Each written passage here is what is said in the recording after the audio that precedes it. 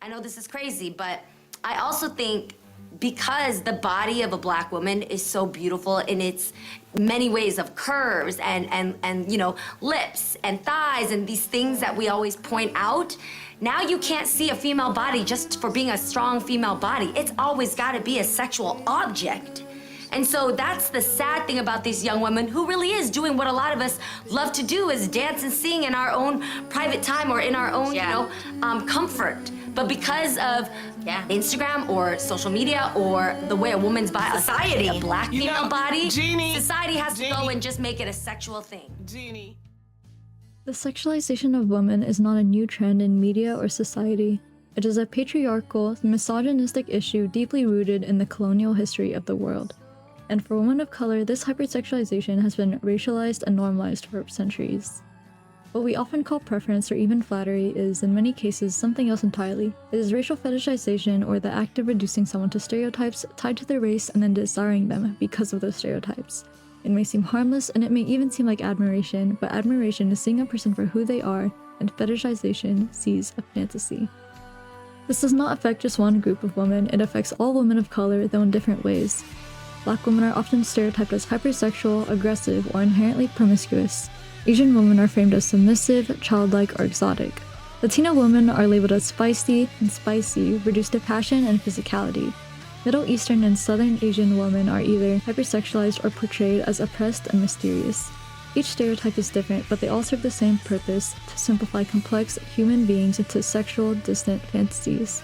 Media plays a powerful role in reinforcing this. In film and television, women of color are portrayed through a lens of desire rather than depth. Their characters are written as temptations, side pieces, or aesthetic additions to the main character rather than being people with minds and hearts and souls. Even when they are leads, their racial identity is often exoticized. According to a report in 2013, Hispanic women were the most likely of all women to be partially or fully nude on screen at 37.5%. White women followed at 31.9%, Asian women at 23.5%, and Black women at 18.2%. Social media and online platforms also amplify this dynamic. A 2022 report from the adult site Pornhub revealed that Black, Latina, Indian, and Asian were among the platform's top search terms. In fact, sexualized videos of Asian women made up 4 of the top 6 searches. Instead of being seen as individuals, women are grouped and marked by ethnicity.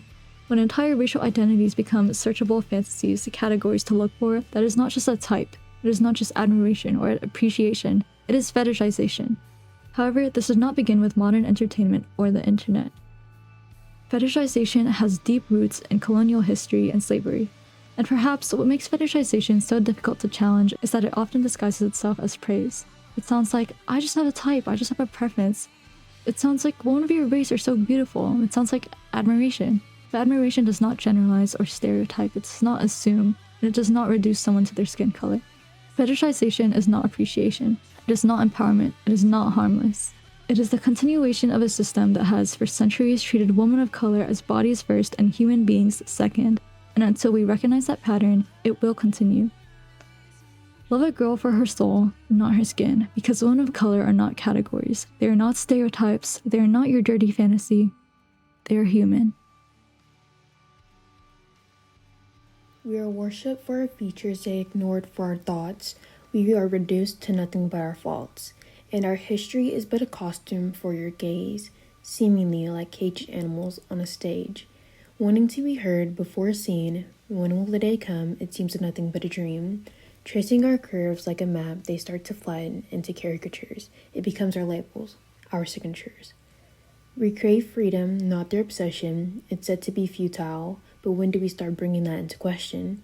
We fight back with the words of our ancestors when they whisper submissive, like it's our only language.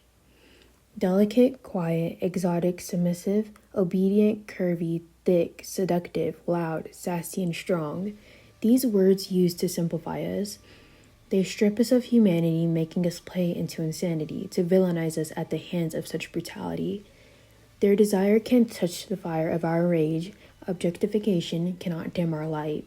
We are not fragile, we are not objects. We are the success of our origins, and we represent every fight. Our ambition stretches farther than their fantasies and the cracks they try to bury us in. The largest organ might be our skin, but it is what subjugates us from being exempt from our hearts within. We carry the storms in our veins, ocean in our gaze, mountain in our voices, and they are nothing without us because we are the trees and they are the soil, waiting to be shaped by our roots. They touch only what they want to see. We are everything they cannot hold. They sought to own us, to silence, to bind. We are able to stand together as one, voicing for many under the scrutiny of the confined. We are more than what we are designed, and we are more powerful than the hands that reach for us, the ones in which we would rise in the blazing truth, unshaken and unblind.